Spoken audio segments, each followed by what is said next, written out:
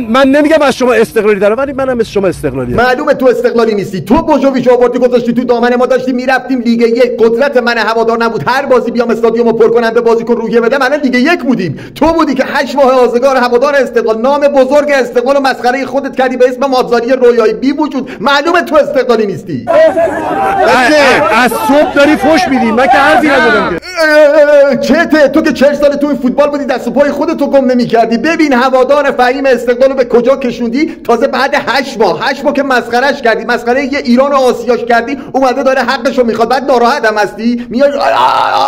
الان تیم‌ها کجا هستن؟ تیمای دیگه کجا هستن؟ تیمای دیگه سپاهان، تراکتور، پیروزی ان. مربیای فصل پیششونو دارن. خریدایی که پیروزی 6 تا خرید کرده، سپاهان 4 تا کرده، تراکتور هم همچنین. تمدیدیارم که انجام دارن میرن اردوی پیش‌فصل. تموم شده. تو خوابی. تو اصلا به خودت 40 سال تو این فوتبال. تیم دبل لیگ شروع شد. ساعت خواب جمع کنید برید از اون باشگاه بابا. به درد نخورای پشل.